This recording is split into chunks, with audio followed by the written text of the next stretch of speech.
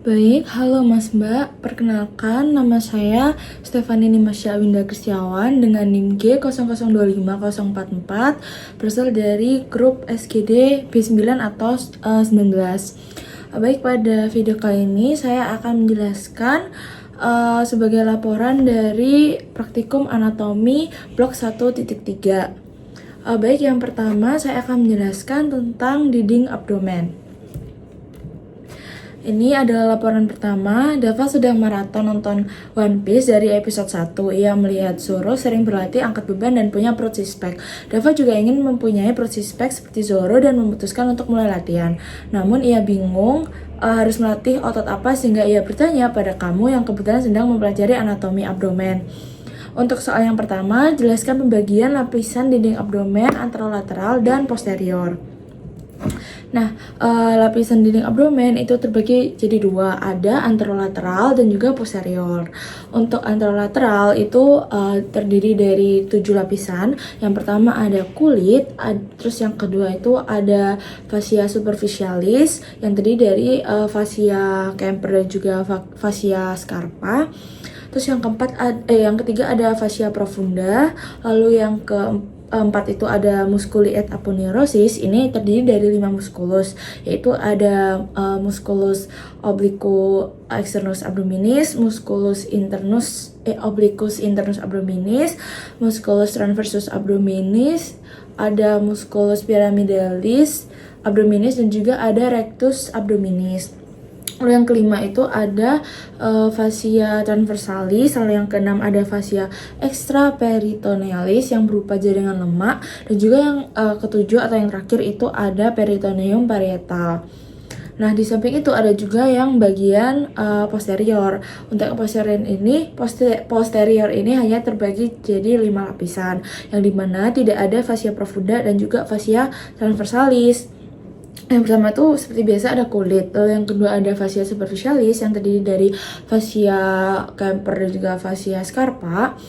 Lalu yang ketiga tuh ada musculus yang terbagi jadi 4 lapisan. Lapisan pertama, kedua, ketiga, dan keempat.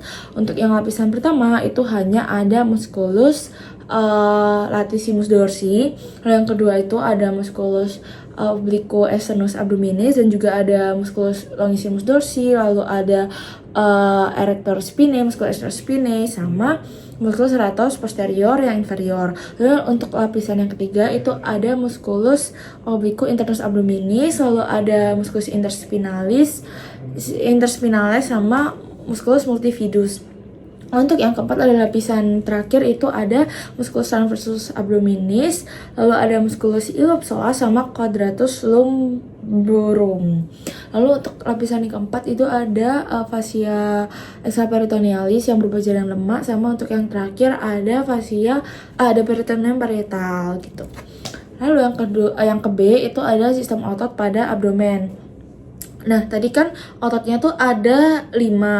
Nah, yang pertama itu ada musculus obliquus externus abdominis. Ini tuh terdapat ligamen inguinale. Lalu yang kedua tuh ada musculus obliquus internus abdominis. Ini tuh tidak terdapat apa-apa. Lalu untuk yang ketiga ada musculus transversus abdominis. Ini tuh ada yang namanya vagina musculi recti. Lalu yang keempat itu ada musculus rectus abdominis. Jadi ini tuh muskulusnya tuh kayak lurus-lurus gitu, vertikal. Lalu ada tiga intersectiones tendinae yang dimana itu terdiri dari processus xiphoideus yang paling atas, lalu ada umbilicus sama yang di antara keduanya gitu. Lalu yang kelima ada musculus pyramidalis abdominis. Ini ada lanjutannya, pokoknya yang musculus obliquus externus abdominis itu bentuk serabut-serabutnya itu inferomedial, ya dimana kayak V gitu. Jadi kayak berarti V gitu, inferomedial. Lalu yang kedua ada musculus obliquus internus abdominis, itu tuh berarti kebalikannya, berarti ini bentuknya tuh kayak A, yang dimana kayak A berarti mulainya kayak superomedial gitu. Lalu untuk ada urutan flat muscle-nya itu yang dari superficialis ke profunda itu ada musculus externus abdominis, musculus oblique externus abdominis, musculus oblique internus abdominis, sama yang terakhir yang paling profunda itu ada musculus transversus abdominis. Ya ini ada pokoknya vagina musculi recti itu lembaran yang membungkus vertical muscle itu. Jadi kayak dimana ini tuh ada di bagian musculus rectus abdominis gitu. Ya ini terbentuk oleh aponeurosis dari 3 horizontal muscles yang berisi musculus rectus abdominis, musculus pyramidalis abdominis, sama arteri vena epigastrica superior, arteri vena epigastrica inferior, sama ujung terminal nervus intercostalis 7-9 dan nervus subcostalis. Dan C itu ada tentang organ intraperitonealis dan retroperitoneal. Di mana perbedaannya itu ada di itu yang melapisi. Jadi kalau yang intraperitonealis atau organ intraperitoneal itu dibungkus seluruh permukaannya itu dibungkus oleh peritoneum gitu. Lalu ini meliputi gaster, duodenum, pars superior ya, terus jejunum, ileum, appendix vermiformis, colon transversum, colon sigmoidea, cauda pancreas, lien, dan hepar. Lalu untuk yang organ retroperitoneal itu hanya sebagian permukaannya saja yang dilapisi oleh peritoneum gitu. Ini dilapisi peritoneum hanya di permukaan anterior saja.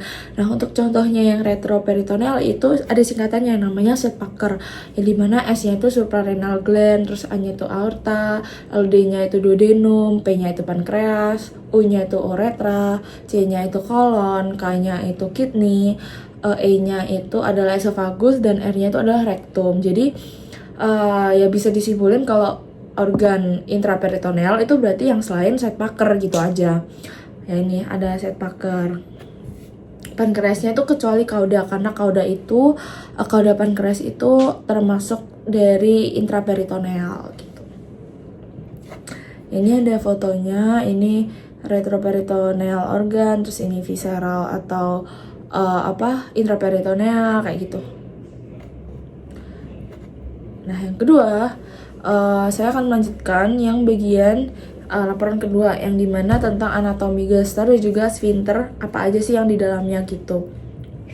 Ini laporan 2, Rama gemar menonton Tan Boy Kun di YouTube. Setelah melihat dia makan mie pedas dan ayam goreng, Rama langsung memasak 2 bungkus mie pedas dan membeli 2 porsi ayam goreng. Keesokan harinya, Rama curhat ke kamu karena merasakan sakit perut hingga kerongkongannya terasa panas. Kamu pun curiga Rama mengalami GERD. Jelaskan anatomi gaster beserta sphincter yang ada di gaster. Baik. Jadi gaster atau lambung itu terbagi jadi 4. Yang pertama itu ada kardia, fundus itu yang di pojok di bagian atas, corpus, body atau pylorus. Pylorus itu yang bagian yang akan nanti makanan itu akan masuk ke duodenum gitu. Ini ada fundus. Ini fundus, ini kardia, lalu ini ada corpus atau body, nah ini pylorusnya. Nah, lambung itu juga memiliki ruge. Jadi kalau misalnya kita nggak makan atau nggak ada makanan yang bolus makanan yang ada di dalam gaster, itu nanti rugenya tuh kayak bakal muncul gitu. Tapi kalau misalnya ada makanan yang sedang disimpan atau sedang diolah gitu di gasternya, nanti ruginya itu gak ada gitu loh. Jadi intinya kalau misalnya ada makanan yang ada dalam ruge, itu rugenya hilang. Tapi kalau misalnya gak ada makanan, itu rugenya itu bakal muncul gitu. Ini ada ruge. Selanjutnya saya akan menjelaskan tentang sphincter.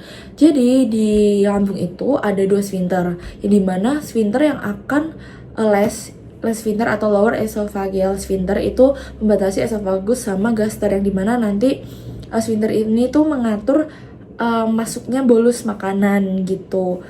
Lalu yang kedua ada yang namanya sphincter pylorus, ya seperti namanya, ini ada di pars yang pylorus di bagian ginjal gitu. Jadi ini tuh bakal memasukkan bolus-bolus makanan yang sudah diolah oleh enzim-enzim yang ada di gaster, nanti bakal masuk ke duodenum begitu. Les ini terdapat di bagian atas, jadi les ini juga mencegah reflux ya atau GERD gitu. Jadi mencegah yang makanan atau bolus makanan yang sudah ada di gaster itu mencegah naik itu. Lalu sphincter pylori bagian bawah ini mengatur aliran makanan ke duodenum atau sus halus. Nah, selain itu juga di gaster ini ada yang namanya curvatura mayor sama curvatura minor, yang dimana curvatura mayor itu merupakan pelekatan dari omentum maius, dan juga curvatura minor itu pelekatan dari omentum minor gitu atau minus. Nah, terus kalau yang curvatura gastrica mayor yang terdiri dari omentum maius itu ada 4 ligamen. Yang pertama ada ligamen gastrocolica, ligamen gastrifrenica, lalu ada ligamen gastrolianale, sama yang terakhir ada ada ligamen yang namanya splenorenale gitu. Ya, jadi ada 4. Nah, lalu untuk yang omentum minus itu ada 2 aja, yang dimana terdiri dari ligamen hepatoduodenal sama ligamen gastrikohepaticum kalau nggak salah ya. Jadi ada 2. Jadi ada ligamen yang di omentum minor itu ada ligamen hepatoduodenal sama gastrohepaticum gitu. Ya, ini ada orifisium juga setinggi VTH 11 sama pyloricum setinggi VL1. Nah, ini gastrocolica, gastrifrenica, gastrolianale sama splenorenale. Lalu yang hepatoduodenal tadi itu akan berisi vena porta hepatis, arteri hepatica propria, ductus endocus, dan plexus hepaticus. Lalu ada ligamen gastrohepaticum juga.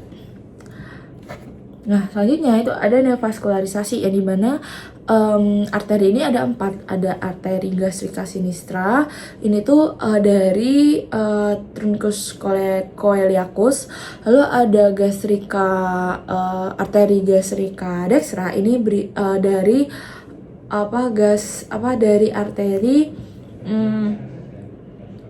arteri hepatica communis. Lalu ada arteri gastrica brevis itu dari arteri lianalis. Ini juga ada di arteri gastroomentum sinistra, ini juga berasal dari arteri lianalis. Jadi untuk yang gastrica brevis sama gastroomentalis sinistra itu berasal dari arteri lianalis yang sama. Nah, ini gastrica sinistra kan dari truncus coeliacus. Jadi ini tuh nanti berjalan ke superior dan lateral sinistra untuk mencapai esofagus, lalu berjalan turun sepanjang curvatura minor gaster. Arteri ini memvaskularisasi sepertiga inferior esofagus dan bagian atas kanan atas dari gaster. Lalu ini ada gastrica dextra, itu dari arteri hepatica communis. Ini berjalan lateral sinistra di sepanjang curvatura minor dan memvaskularisasi bagian kanan bawah gaster.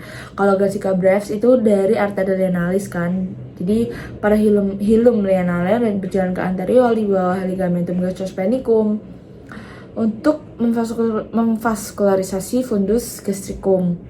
Lalu ada arteri gastroomentalis, itu yang sinistra itu juga berasal dari arteri lianalis pada hilum lianale dan berjalan ke depan di dalam ligamentum gastrolianale untuk memvaskularisasi gaster sepanjang bagian atas curvatura mayor gitu. Ini ada yang kedua itu ada vena. Jadi venanya itu ya sama-sama kayak arteri, ada vena gastrica sinistra dan juga dexter. Nah, ini itu nanti akan melanjutkan muaranya ke vena porta hepatis. Lalu ada juga vena gastroomentalis sinistra dan juga ada vena gastrica brevis, itu nanti akan melanjutkan muaranya pada vena lianalis. Lalu yang terakhir ada vena gastroomentalis dextra, itu nanti akan melanjutkan muaranya ke vena mesenterica superior.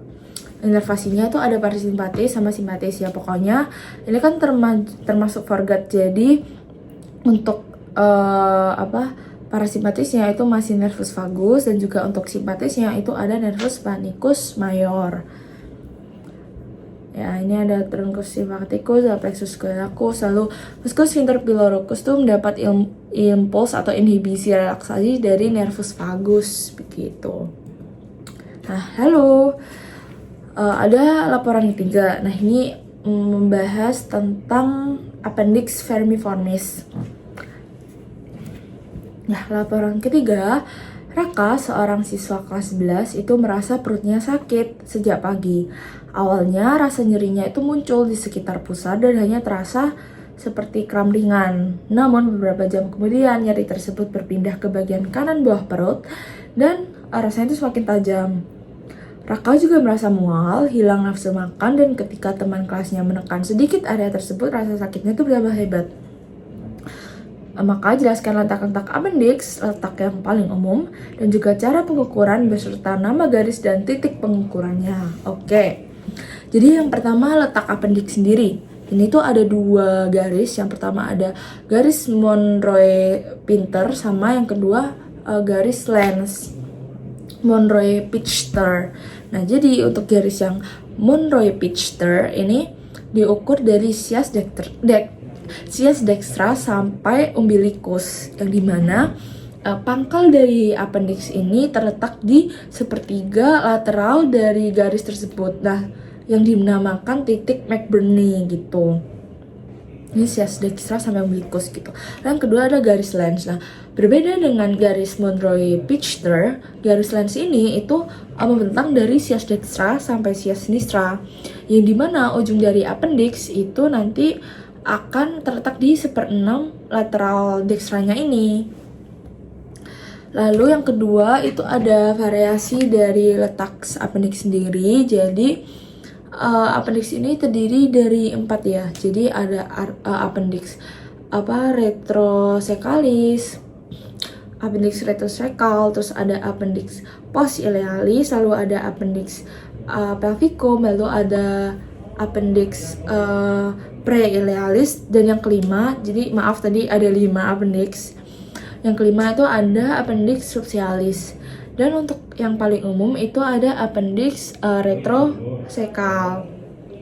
Nah, ini terletak di belakang sesum mengarah ke atas dan merupakan bentuk yang paling umum untuk appendix retrosekal. Lalu untuk appendix post-ilealis itu lebih mengarah ke kiri ke arah jam 1 gitu, di belakang ileum dan mesenterium.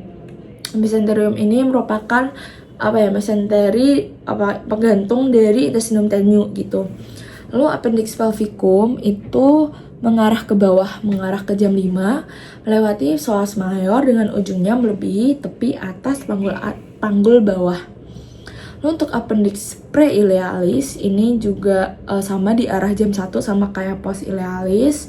Terletaknya tuh lebih mengarah ke kiri, tapi ini tuh bedanya di depannya ileum. Jadi kalau yang post-ilealis itu di belakangnya ileum, seperti post, berarti post di belakang. Kalau pre itu berarti di depannya ileum. Dan mesenterium juga. Appendix subsialis yang terakhir berarti terletak descendens ke arah caudal begitu.